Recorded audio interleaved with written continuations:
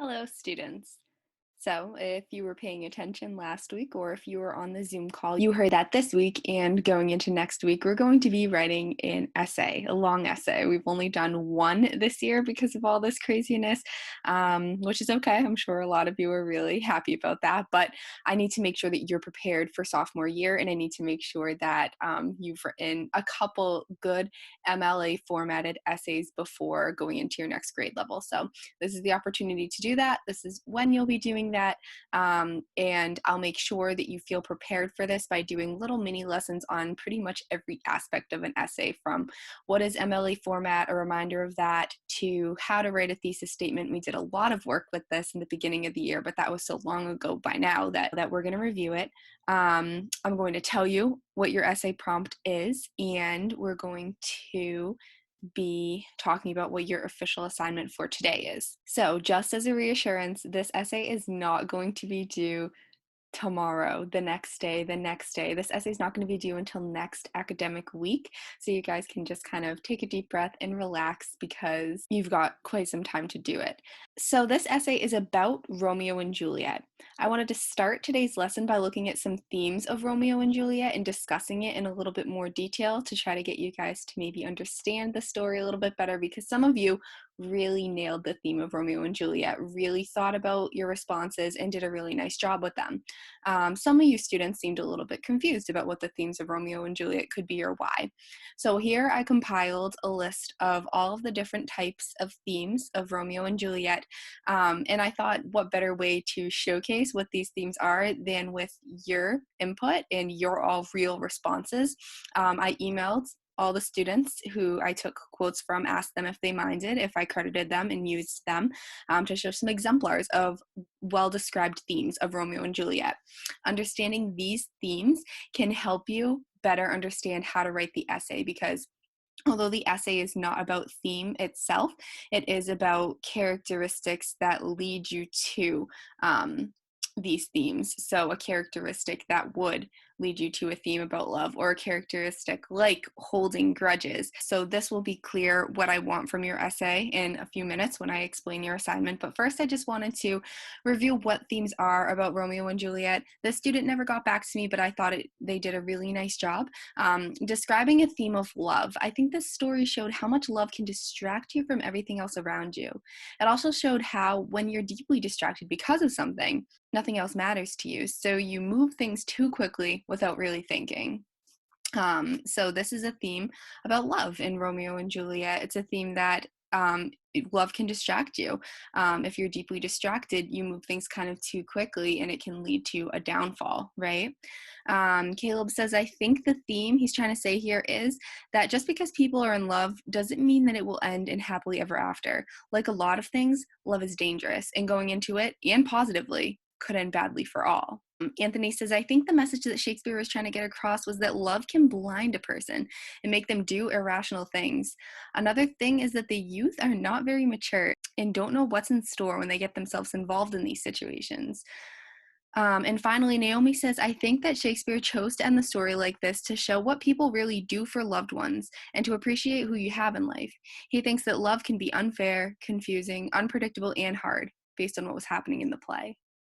So understanding the characters and these themes about love, how love can be a distraction, how love can be dangerous, how it can end badly, but also the extent to which people go for love and the way that it kind of brainwashes us into performing a certain way. These are important things to understand about Romeo and Juliet to be able to write a good, strong essay. Another important theme of Romeo and Juliet is holding grudges. Another from actually the same anonymous source as the first quote. The story shows how holding a grudge has a big effect, not only on the two families, but on Romeo and Juliet as well. In the end, the star-crossed lovers took their lives and to finally be with each other in heaven, where no one can tell them they can't be together. Hunter says, I feel like Shakespeare tried to relay the message of don't hold on to grudges or events in the past, but try to live in the moment slowly as you can. And Ian says, I think he was trying to get across that grudges will never end well, and trying to bypass something that holds you apart may not be the best. So understanding which characters held grudges and how that kind of brought them down, how that was their fatal flaw and how that ended in disaster for certain other characters, that will be important too if you're writing your essay about that topic. So the themes of love, the themes of holding grudges, these are great thematic statements that you all came up with that I thought would be great to help illustrate these themes of the story. Theme about impulsivity. Dylan says, when overcome with grief, people tend to lose their rationality and begin to act impulsively. Short statement, but really powerful. Hunter says, Romeo's impulsive actions led to his own death and the death of others like Tybalt. Not only did his thinking get people hurt, but it led to his own exile. And because of the feud between the families, Tybalt may not have challenged Romeo to duel in the first place and said duel got Mercutio killed. Finally, Noah says that I believe Shakespeare with the story of Romeo and Juliet is trying to make people understand how foolish someone can seem and the things they do when they're in love and how it can affect everything around you, your family, your friends, how you feel emotionally and physically. Shakespeare did a great job with putting real feelings and thoughts that come with love and how they cause us to make our decisions in life. So really impulsive, right? Impulsivity meaning acting quickly, acting without thought. People who are overcome with grief stop acting rationally. They act impulsively, like Romeo going to the grave to kill himself when he heard of Juliet's death. His impulsive actions led to his own death, the death of Tybalt, the death of Mercutio, right? And saying how if you're in love, it kind of affects you physically, emotionally, and makes you act in a way that you wouldn't act otherwise. So maybe you want to write about impulsivity for your essay. And again, I'll talk about that when I explain what the essay is. One last thing that's a good kind of theme to understand about Romeo and Juliet might help you in aiding writing your essays is cause and effect. Rosalind said, I believe that Shakespeare ended the play this way to show that something bad can lead to something better. The death of Romeo and Juliet caused the two families to stop fighting. This is a great thing that happened, but they finally did this great thing after death. Which is kind of a point to Romeo and Juliet if we think, is the world all negative, right? Should we only take tragedy from this play? Some may say no, but we do have that little beacon of hope and light in the story, how the families did reconcile after the children's death. It took a horrible tragedy like death for the families to reconcile, but they did in the end. So we see this whole circle of life, cause and effect kind of thing. So keeping in mind the themes of Romeo and Juliet, the characters of Romeo and Juliet, and the excellent work by these students, thank you for allowing me to use your quotes to help aid in today's lesson. Let's look at what I'm going to be looking for your long essay prompt. So I'll read you the whole thing. You're going to get this via email too, so you can reference it. So Shakespeare's Romeo and Juliet is a tragedy. In tragedies, the main character or characters have a fatal flaw. A fatal flaw is a personality characteristic that leads to their ultimate end. In a lot of stories, characters have fatal flaws. This is something that, like pride, having an obsessive interest in oneself, that leads to their end, maybe death, maybe failure in the end. So your assignment. In a well-developed essay, you'll be exploring the fatal flaw of one character of your choosing. Just one character. You're going to be able to think of a bunch of characters who have a bunch of flaws in Romeo and Juliet, but I only want you to talk about one specific character of your choosing. I want you to find specific examples from the text of your chosen character demonstrating their fatal flaw and write about it. For a strong essay, you should find and describe at least 3 examples of this flaw and discuss how ultimately this flaw negatively affected the character. Specifically, make clear why and how this character's fatal flaw resulted in the character's downfall or demise, untimely end. Finally, be sure to explain how this flaw relates to the text as a whole, the theme, the other characters, the final outcome of the story's plot, etc. So before I go on in reading more of what I want from this essay, let's think about these thematic statements and responses we just had. I'll throw out something. You can use this character as your person, and you can use this fatal flaw if you'd like and if you're stuck. However, I want to see this done really well. All right, so say you wanted to talk about themes about impulsivity and you chose the character of Romeo. So you said Romeo's fatal flaw is his impulsivity. He acts quickly, he acts without thinking, and this leads to his untimely end this way.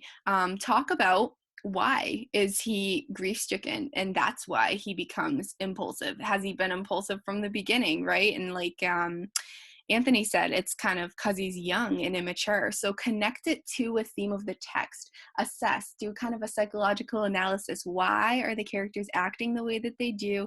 How does it connect to the themes? And give examples of how Romeo acts impulsively. What are these actions that Romeo commits or does that prove that he is acting impulsively? Describe them. This essay would be best written in a typical 5-paragraph essay format. This means an intro, 3 supporting body paragraphs, so these are your 3 examples of your character enacting their fatal flaw, and your conclusion. Your first paragraph should be an introduction paragraph. Introduce what your essay is going to be about. You should also lay down your ideas of what negative actions your character took and how these led to negative ends for him or her. Remember to include a thesis statement as your final sentence of your paragraph.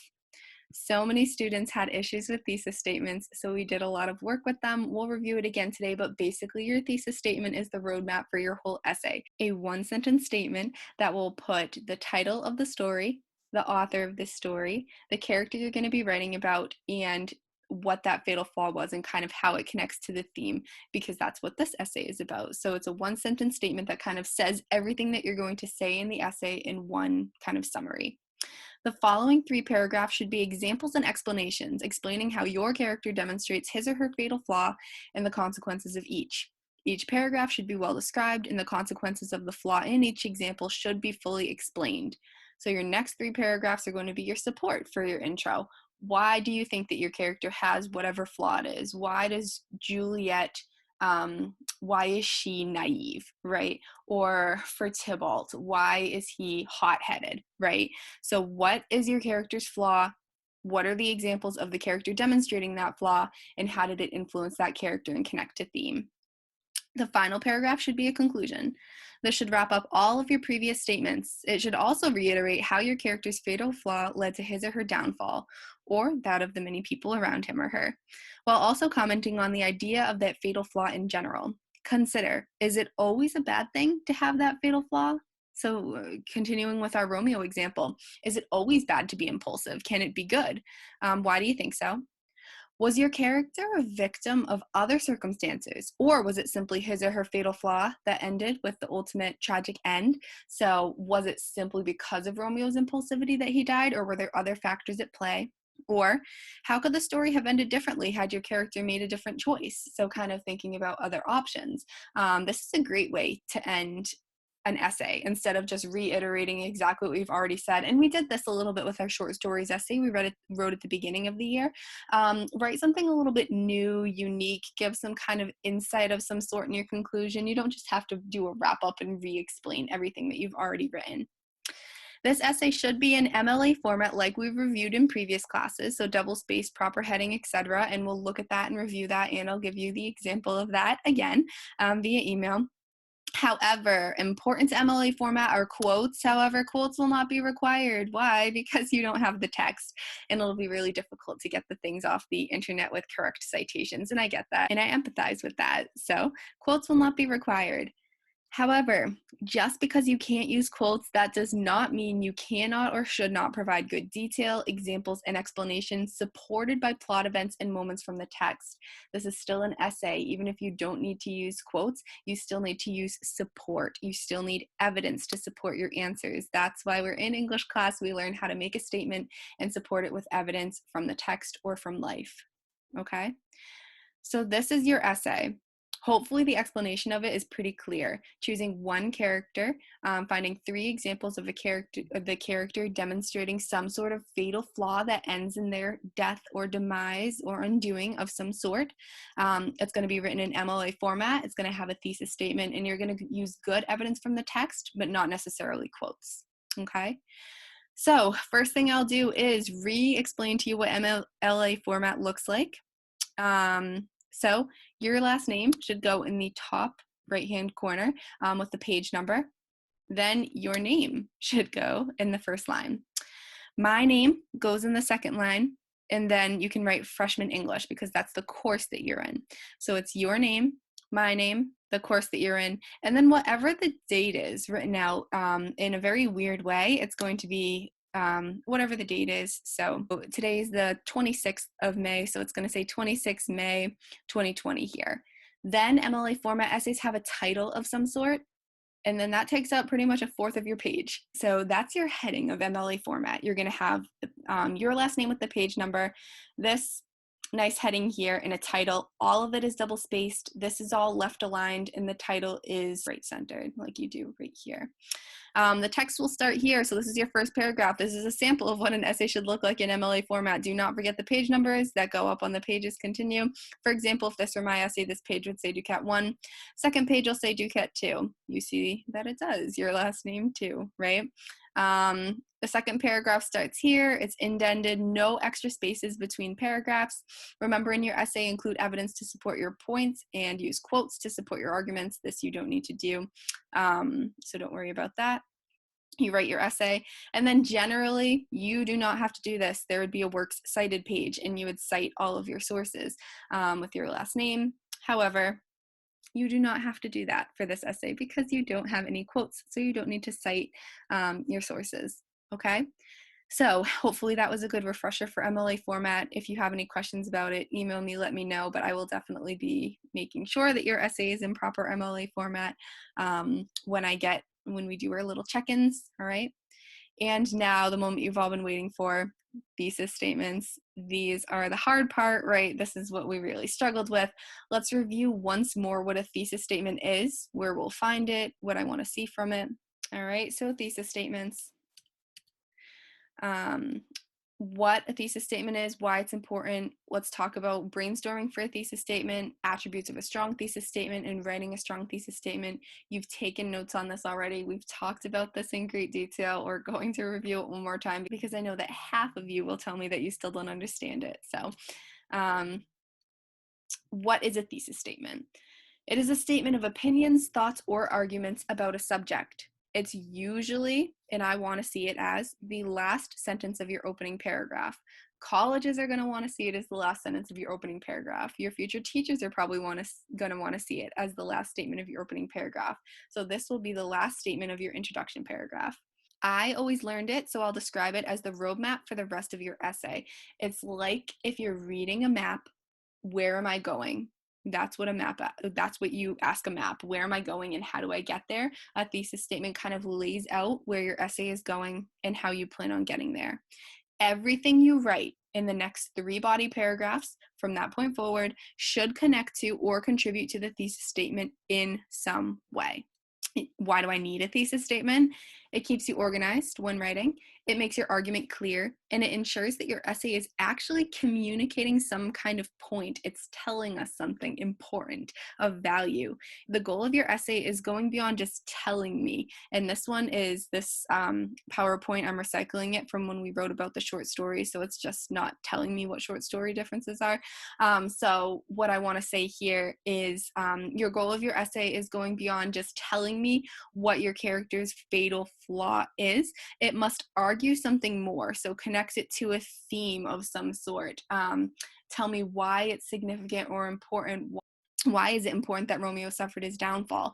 Is it like Rosalind said in her cause and effect kind of thematic statement? It's that his downfall might have been a bad thing because of his impulsivity, but it resulted in a higher good, like the family's reconciling. So why do we need thesis statements? To help keep us organized, keep us clear, ensure we're communicating a point. So I skipped the first step because it's not relevant to this essay, but then I want you all to form an opinion. So we're not going to read these. I'm just going to discuss, form an opinion. So what is your character that you want to write about? Which character do you know really well, understand really well? What is that character's fatal flaw? And what are your 3 reasons for thinking that this character has a fatal flaw, right? What are the 3 evidences of support? And I just kind of said that. Consider the evidence you have to prove your opinion, make it convincing, consider arguments and counter arguments to your point. So some people might say, well, Romeo wasn't impulsive per se. I think that he acted very rationally and put a lot of thought into something. For example, he went and talked to Friar Lawrence, and Friar Lawrence obviously was a very calm and able-minded person. So by seeing him, that showed rationality. did it, right? So think about that. Did just talking to a person, is that enough to prove that a person's not impulsive? You can consider those to make your argument even stronger. So a thesis statement is kind of a one sentence wrap up. Oop, so here it is. So a thesis statement should be one sentence long. The idea expressed should not exceed one sentence long. So in this situation, if this was your thesis statement, in both Poe and Erdrich's works, the authors show that human beings tend to be dynamic and unpredictable. So if you were saying in William Shakespeare's Romeo and Juliet, Romeo demonstrating impulsivity shows that acting without thought often results in tragedy. Something nice and easy, connects it to theme, says the author's name, says the character who you're writing about, says the title of the story, and it gives me an idea of what you're going to be writing. Make sure your thesis only expresses one idea. So you're not talking about Romeo and Juliet's impulsivity, you're just talking about one character's impulsivity. Finally, be clear about what you're saying. Do not say maybe, perhaps, I think, etc. In fact, the word I should not be anywhere in your formal essay. If I see it, I'm going to request that you remove it because we want to keep personal bias out of it. Express your idea with confidence. It may be an opinion, but you have the evidence to support it, so believe in it, right? Do not say, I think that this happens, or maybe this. Be really firm, be confident, okay? Finally, remember your goal of your essay is going beyond just telling me something, telling me examples of Romeo acting like this. It has to tell me something more, connect it to the theme of the story. Tell me what happens as a result of this, how it shapes Romeo. I don't just want to see in the story Romeo and Juliet, Romeo is impulsive, period. That's not a thesis statement. It would be describing something a little bit more, explaining why it's relevant that Romeo is impulsive, okay? So look back on old notes that you have about thesis statements, kind of look them up online. Remember what we worked on in class all this time. This should have been just a review. This isn't teaching you thesis statements because we've done worksheets on these. We've done whole essays where we've written thesis statements before. So we should be at least a bit comfortable dealing with them. And you're going to email me your thesis statement anyway. And if there's any problems with it, I'm going to give you suggestions and comments too. So you don't need to worry. You're not in this alone, and I'm going to offer you a lot of support from this. What is your assignment today? It is not a Google form, interestingly enough. What I want you to do is email me and let you know what you might like to do for your essay. So you could write this in the body of your email. You can do this on a Google Doc and share the Google Doc with me, but it's got to be emailed to me. Let me know what you'd like to do for your essay. So I want you to decide which character you might want to write about. Then email me your character choice. Email me the fatal flaw your character may have. Email me 3 examples of the character demonstrating this flaw. And finally, email me a possible thesis statement for your essay. So today, the only thing I want to see is brainstorming and some effort and thought put into this prompt, okay? So email me what you'd like to do to start your essay for today. That's your assignment. I will give you feedback. I will either answer your email with a go ahead, this essay looks good so far, you're set to start writing it tomorrow, this is a good choice, I think this will be a good essay, etc. Or I'll give you some constructive advice on how to revise your idea or thesis. Also, I can give you some advice if you're stumped or can only think of 2 examples for your thing, right? So if you're talking about, I want to write about the fact that Tybalt displays wrath, and wrath is his fatal flaw, and that ends in disaster for him showing anger or wrath or, trying to kill someone. How does that lead to his end? If you can only think of 2 examples of that, maybe I can give you some perspective, help, guidance, okay? So for today, it's a very kind of flexible assignment. I just want to see some effort, some thought, some brainstorming work put into this. You will email it to me. I cannot say that enough. And I will send you feedback, okay? If I don't send you feedback, I think I've answered every single student who's ever sent me a question, and pretty promptly too. If you don't hear from me within a day, because I don't think I've ever gone more than 24 hours without answering somebody, then email me again, because it could have just slipped right past me, and I want to make sure that you all get the rightful feedback that you deserve, okay? So here's an example of what your email could look like. It is really easy, right? Hi, Mr. Cat. I'm thinking I might want to write about blank. What character? And his or her fatal flaw of blank. One example of my character demonstrating this flaw of blank. Consequences of this were blank. The second example of my character demonstrating this flaw is blank. Consequences of this were blank. The last example of my character demonstrating this flaw is blank. Consequences of this were blank. A possible thesis statement for my essay would be, I just added this now because I felt like this would be a nice kind of guidance for you students too. So here's kind of a skeleton of what a strong thesis statement would look like. And always have the author's name, always have the title of the story. Unlike the short stories, which we would put quotes around because they're short stories, this is a long work, it's a play. So you're going to italicize it. You could say, in William Shakespeare's tragedy, Romeo and Juliet, story, play, I don't care what word you use here, the character of Romeo demonstrates impulsivity, which shows that acting impulsively, acting in grief, acting whatever, acting naively often leads in negative outcomes or something like that. And then here are your examples to prove that Romeo acts impulsively and here are the negative outcomes, okay? It sounds harder than it is. You're just writing an essay. You've done this 100 times. I'm confident in you. And you're going to get a lot of feedback and support as you write this essay, okay? So you have we've talked about themes and we've talked about kind of characteristics that these people can have.